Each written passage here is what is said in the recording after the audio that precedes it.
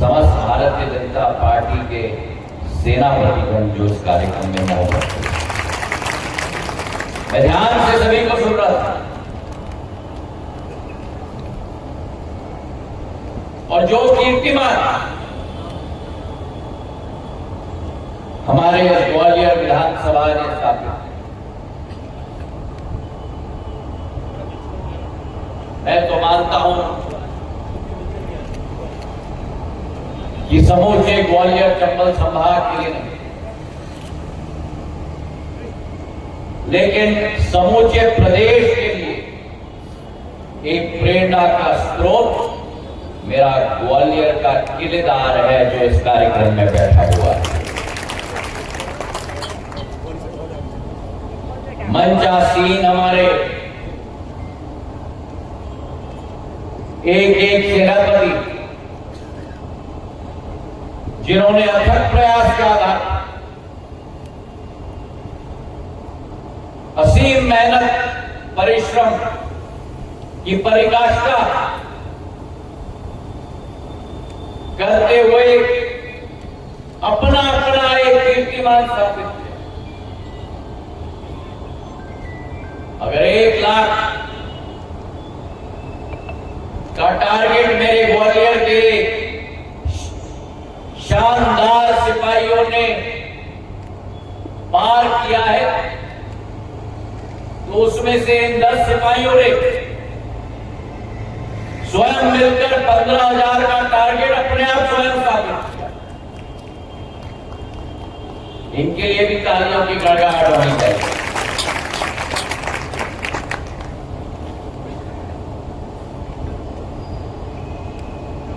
हमारे पार्टी का ये सदस्यता अभियान का महत्व मैं समझाना चाहता हूं।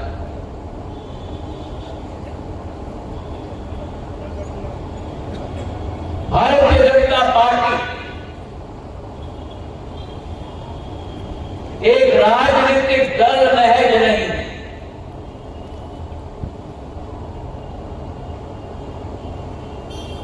हमारे संस्थानों की सोच और विचारधारा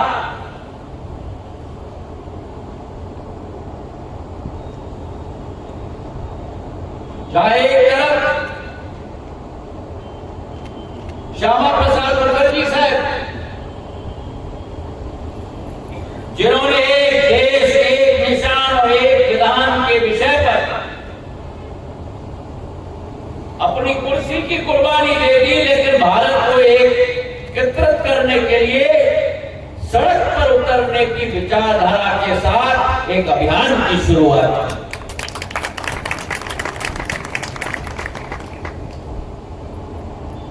और आज कई दशकों के बाद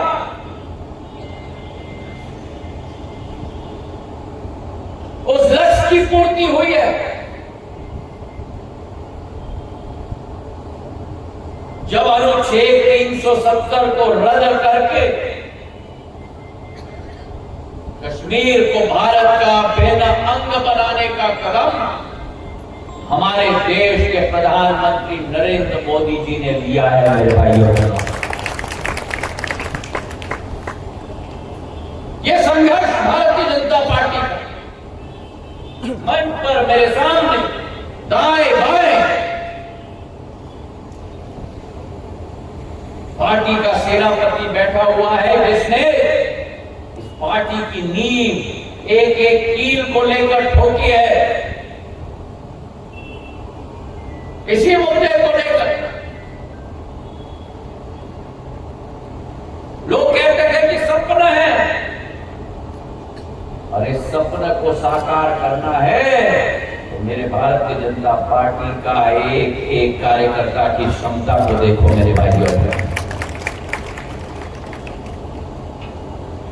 अगर असंभव को संभव में तब्दील करना है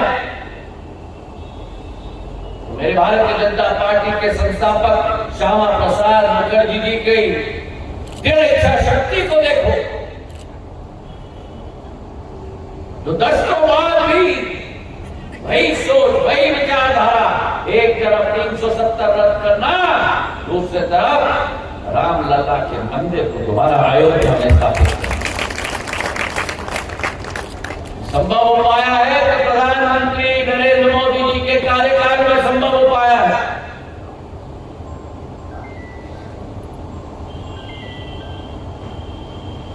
इस लड़ाई के लिए केवल राजनीतिक लड़ाई नहीं थी ये,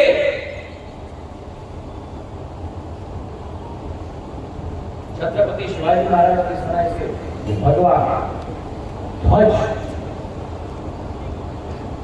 हिंदवी स्वराज की सोच, छत्रपति शिवाजी महाराज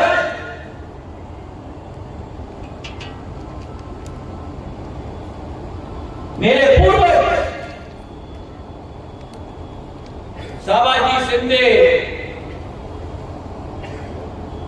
से लेकर कक्कोजी शिंदे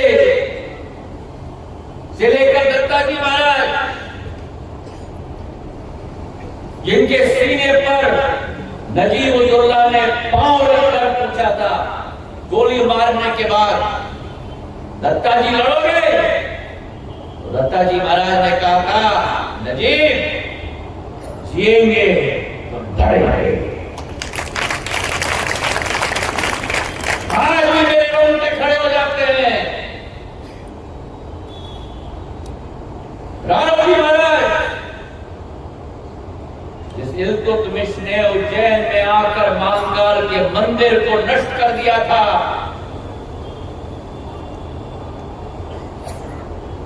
राणोजी महाराज ने महाकाल के शिवलिंग को कुएं में पाया, और जिस महाकाल के मंदिर में आप और हम आज जाके दर्शन करते हैं, वो सिंधिया परिवार के द्वारा स्थापित की गई है मेरे भाइयों में। जिस मोहम्मद गजनी ने सोमनाथ के मंदिर को ध्वस्त किया था, और सोमनाथ मंदिर के द्वार लाहौर में गए थे, मांझी महाराज ने लाहौर पर भगवा झंडा गाड़ के रख दिया, और सोमनाथ के द्वार वापस लाहौर से लेके आए भारत के अंदर मेरे भाइयों ने।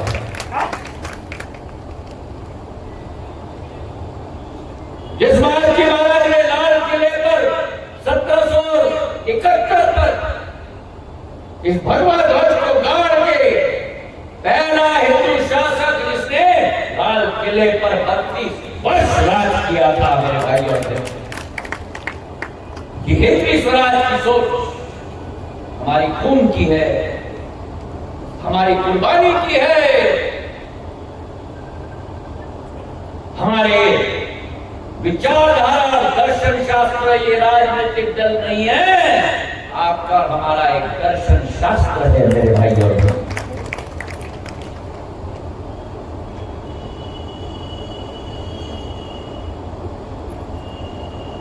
मैंने तो कांग्रेस में रहकर,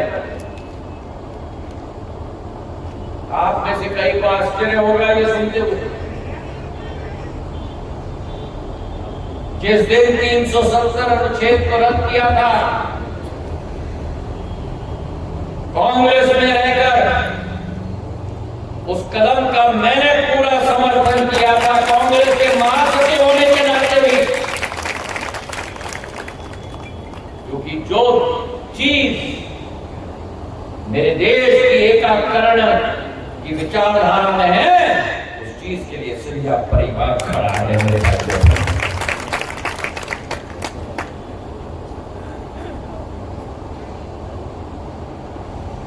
यह आपकी सोच और विचारधारा का इतिहास,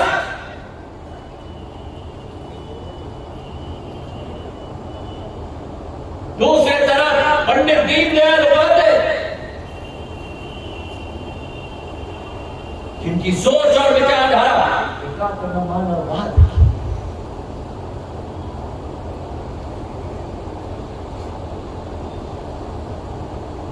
आप मजबूत होंगे, आप मजबूत होंगे, आप मजबूत होंगे, आप मजबूत होंगे, मैं मजबूत होऊंगा, आप मजबूत होंगे।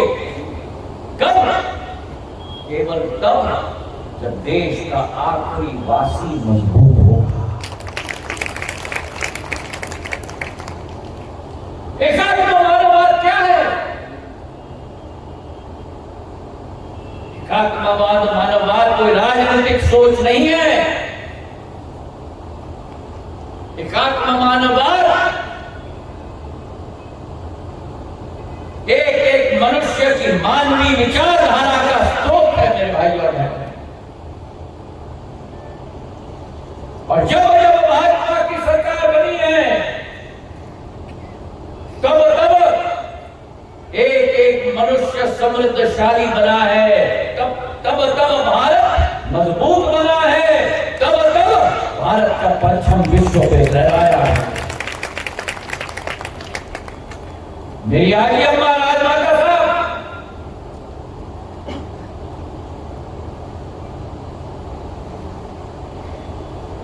राजमाता थी और अपने जीवन में लोक माता बनी। एक एक भारतीय जनसंघ और भारतीय जनता पार्टी की मांग की कार्यकर्ता की मांग, और मैं देश भर में घूमा, तमिलनाडु से जम्मू कश्मीर से उत्तर प्रदेश से बिहार, यहां एक के बाद एक के बाद एक के बाद एक के बाद कहानी सुनाऊं। राजमाता आई थी, हमारे यहां रही थी, राजमाता आई थी, मेरी ड्यूटी उनके प्रवास पे लगी थी। और तब भारतीय जनता पार्टी का यह स्वरूप नहीं था जो आज है। मैंने कहा ना, एक एक कील ठोकने का कार्य और नींव बनाने का कार्य उन पुश्तों के लोगों ने किया है।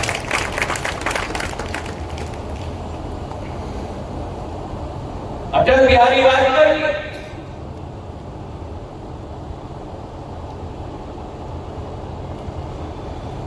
प्रखर वक्ता, विचारधारा, शायद देश ने बहुत कम ऐसे नेतृत्व करने वाले लोगों को जन्म दिया है जैसे आपके और हमारे अटल जी।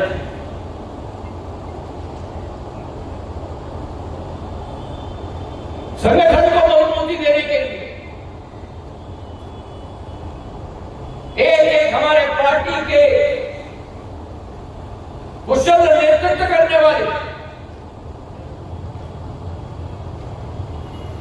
पार्टी की नींव रखने वाले। उस जमाने में कहा जाता था भारतीय जनता पार्टी का कार्यकर्ता मतलब क्या? भारतीय जनता पार्टी का कार्यकर्ता का मतलब एक पैर रेल में और दूसरा पैर जेल में।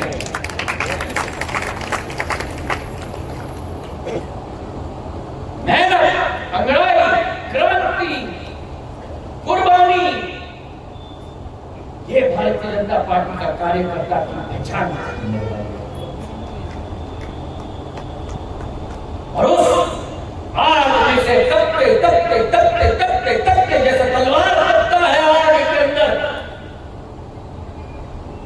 वैसा यही हिंदवी स्वराज की तलवार, भारत माता की तलवार उस आग में से तपते तपते तपते तपते आज पूरे देश को खड़ा कर रही है।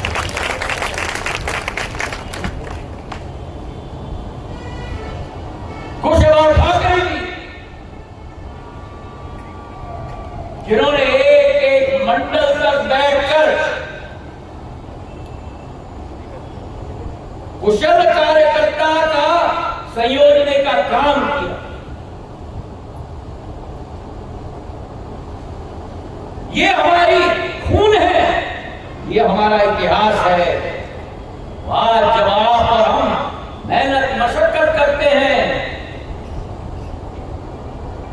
जो समय कहा जाता था अभी तो अंगड़ाई है, आगे और लड़ाई है, अभी तो अंगड़ाई है, आगे और लड़ाई है।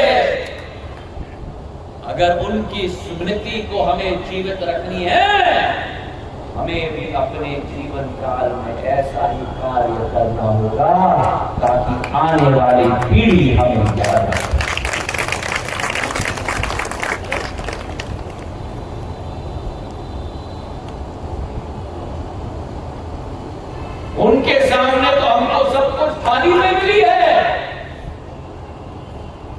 उनके पास तो थाली भी नहीं थी। एक एक भाजी बनाने के लिए मेहनत का मशक्कत की गई है। हमें तो थाली मिली है, उस थाली की हिफाजत करना, उसकी सुरक्षा करना, आने वाली पीढ़ी को प्रेरित करना, ये आपकी हमारी जिम्मेदारी है। और इसलिए जो प्रधानमंत्री जी ने अपने 10 साल के कार्यकाल में किया,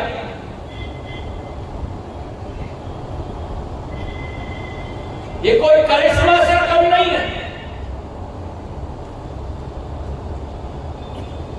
हमारे पार्टी को छोड़ दो, आजादी के स्वतंत्रता संग्रामियों और आजादी के पहले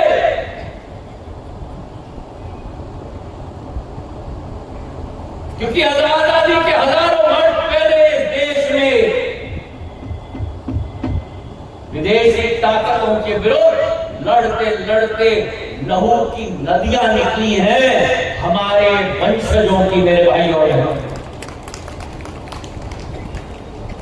उन सबकी आत्मा को आज संतुष्टि मिल रही होगी। क्यों? क्योंकि एक समय था 2000 साल पहले जब भारत को सोने के चिड़िया के रूप में जाना जाता था। विश्व का 25% घरेलू उत्पादन का दर, 25% विश्व का मेरे भारत से आता था। आज दोबारा उसी पथ पर हम अग्रसर हो रहे हैं, उसी पथ पर अग्रसर हो रहे हैं। जब एकात्म मानववाद के आधार पर 80 करोड़ लोगों को मुफ्त में अनाज प्रधानमंत्री नरेंद्र मोदी बांट रहे हैं, उसी लक्ष्य के प्रति अग्रसर हो रहे हैं। जब 65 वर्षों में केवल 3 करोड़ घर बेघर लोगों के लिए बनते हैं, अब 10 साल में नरेंद्र मोदी जी अपने कार्यकाल में 3 करोड़ घर बेघरों के लिए बनाते हैं। ऊर्जा होनी चाहिए, तालियों की गड़गड़ाहट होनी चाहिए प्रधानमंत्री जी।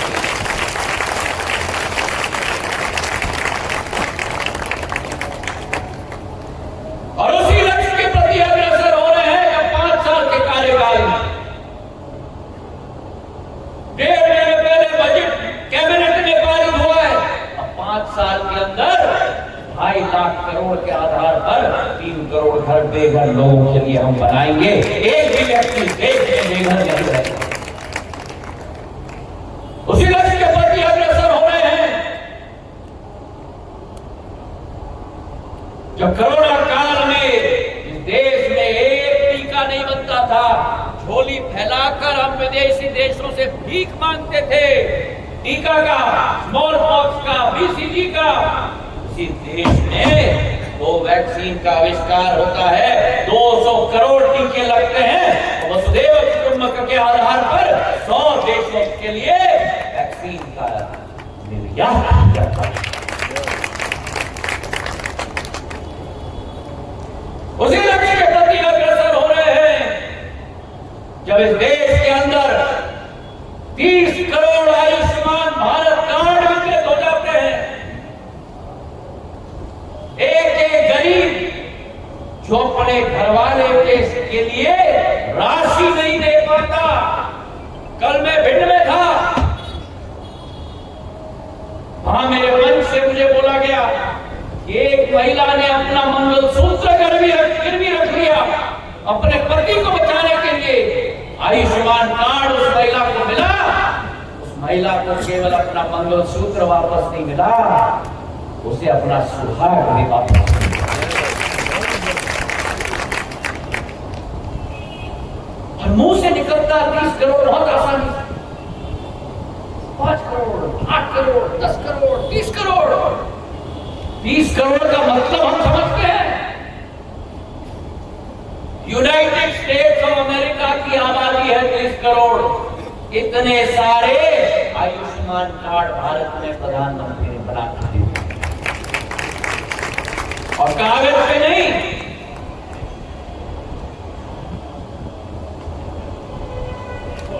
लैमिनेटेड कार्ड आपके हाथ में, और लैमिनेटेड कार्ड मोदी की गारंटी। आपका परिवार का सदस्य अगर ग्वालियर में बीमार, मोदी की गारंटी। अरे क्या हो गया भैया, मोदी की गारंटी। ऐसे ही 6 नंबर पे आए क्या पूरे देश में? क्या है? मोदी की गारंटी। क्या है? मोदी की गारंटी। हाँ, और अगर आपका परिवारगण कन्याकुमारी में भी बीमार हो जाए, मोदी की गारंटी। ये अगर करिश्मा नहीं है तो क्या है? जिस देश में 74 एयरपोर्ट 10 साल में 160, जिस ग्वालियर में राजमाता साहब के नाम पर एक छोटा सा विमानतल 16 महीने के अंदर 22 अक्टूबर 2022 को शिलान्यास और 10 मार्च 2024 को बड़े महाराज के सालगिरह के दिन पर प्रधानमंत्री जी के द्वारा लोकार्पण हो गया। 2.5 लाख को फायर कर कितने लोगों ने यहां देखा? अच्छा लगा? ग्वालियर की संस्कृति है उसमें, ग्वालियर की प्राचीनता है उसमें, और ऐसा लगता है ना जब वहां जाते हो हैदराबाद या बेंगलोर पहुंचे हो। अब बाकी ग्वालियर को भी हमें वैसे बनाना है, और मैं ना रुकूंगा, ना मैं थकूंगा और ना मैं झुकूंगा जब तक ग्वालियर को भी हम राष्ट्र पटल पर एक नक्षत्र की तरह न उभारें।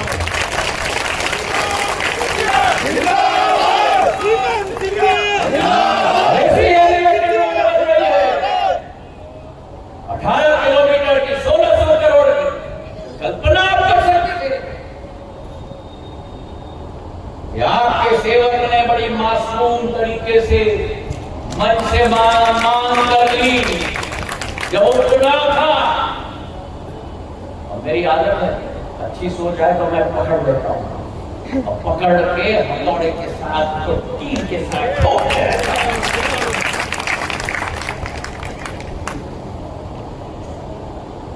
एलिवेटेड रोड बन रहा है ग्वालियर, स्वर्ण रेखा हमारी नदी थी। पुराने जमाने में पूरी स्वर्ण रेखा नदी ग्वालियर से निकलती थी। लोग वेनिस की बात करते हैं, जहां बोट में निकलते हैं, मेरा ग्वालियर भी वैसा था। आज स्वर्ण रेखा नाला बन, मैंने ये ठान लिया कम से कम करनी चाहिए ताकि ग्वालियर की सुंदरता और ट्रैफिक से निजात मिले ग्वालियर के वासियों को। रेलवे स्टेशन बदल रहे हैं 500 करोड़ का। मैंने आप लोगों को संकल्प दिया था और एक एक ग्वालियर वासी को संकल्प दिया था कि चंबल से मैं पानी लेके आऊंगा। मैं माधव महाराज प्रथम का वंशज हूं, माधव महाराज द्वितीय का वंशज हूं। जो कुछ करते थे वो आज के लिए नहीं, ग्वालियर के वासियों के अगले 50 साल के लिए करते। मेरा एयरपोर्ट में रहूं या न रहूं 50 साल के लिए काफी है। मेरा एलिवेटेड रोड में रहूं या न रहूं 50 साल के लिए काफी है। और जब 160 MLD पानी मैं चंबल से लेके आऊंगा, मैं रहूं या ना रहूं 50 साल के लिए ग्वालियर वासियों के लिए काफी है। उस विचारधारा के आधार पर हमें कार्य करना होगा। ये मौका दोबारा नहीं आने वाला। ये सफर अमृतकाल से शताब्दी काल तक, ये 25 वर्ष, ये टर्निंग पॉइंट है भारत का।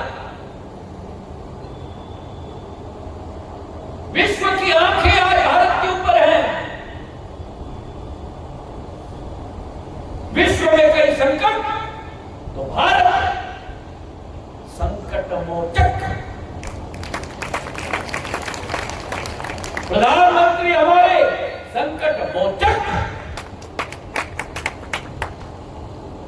यूक्रेन में 25,000 हमारे बच्चे अटक गए थे।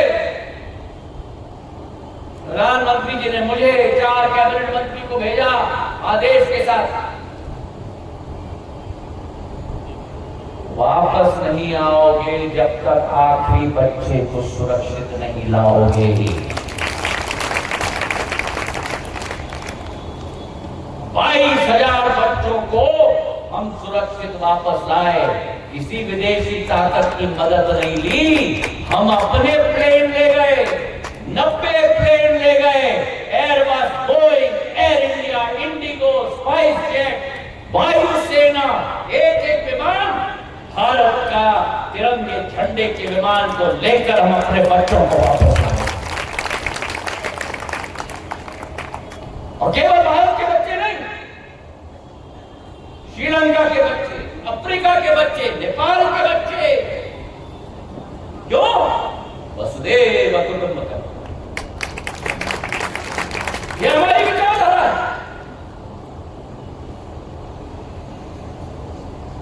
ये क्षमता भारत की है। और आज वो समय आ चुका है जहां भारत का झंडा प्रधानमंत्री जी ने देश में नहीं गाड़ा। भारत का झंडा प्रधानमंत्री जी ने विश्व पटल पे नहीं गाड़ा। भारत का तिरंगे को प्रधानमंत्री जी ने चांद पे गाड़ दिया।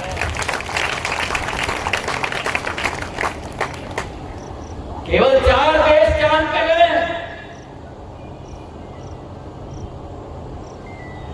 एक भारत और दक्षिण टापू चांद पे विश्व का कोई देश नहीं गया आज तक। भारत का विक्रम लैंडर गया है दक्षिण टापू पे मेरे भाइयों। ये क्षमता है। और अगर वो परिवर्तन लाना होगा, आपको हमको कमर कस के 25 साल मेहनत करनी होगी। ये मेहनत केवल आपके लिए, आपके परिवार के लिए नहीं, भारत के भविष्य के लिए आपको हमें मेहनत करना होगा। और इसलिए प्रधानमंत्री ने कहा है तीसरा टर्म मतलब 3 गुना ज्यादा मेहनत, तीसरा टर्म मतलब 3 गुना ज्यादा शक्ति, तीसरा टर्म मतलब 3 गुना ज्यादा रिजल्ट हमको देना है भारत को। और इसलिए ग्वालियर के मेरे सेनापतियों को मैं बधाई देना चाहता हूं। इस अभियान में आपने अपनी आहुति नहीं दी, आपने एक ज्वालामुखी को ग्वालियर से पैदा कर दिया। 1 लाख का मेंबरशिप, देश में 6वां। मैं सलाम करता हूं।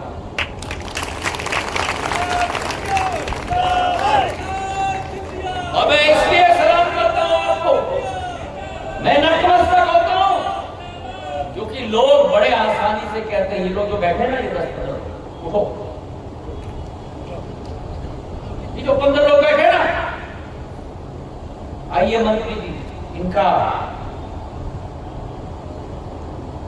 सम्मान करिए।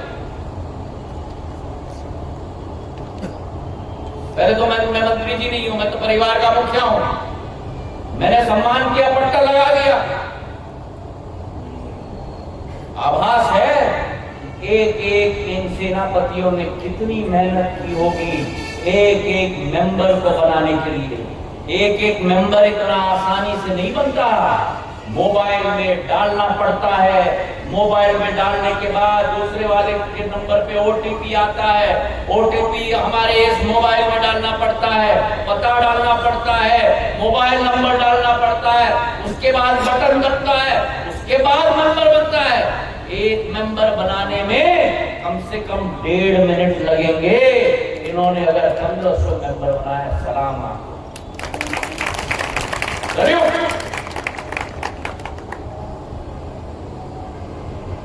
यह आसान मेहनत नहीं है। और इनकी तरह अगर तरह अगर आपने काम किया हो तो भारत माता का झंडा और भारतीय जनता पार्टी का झंडा घर घर गाड़ के हम लोग रख पाएंगे। इन्हीं शब्दों के साथ आपका बहुत बहुत धन्यवाद, आपको बहुत बहुत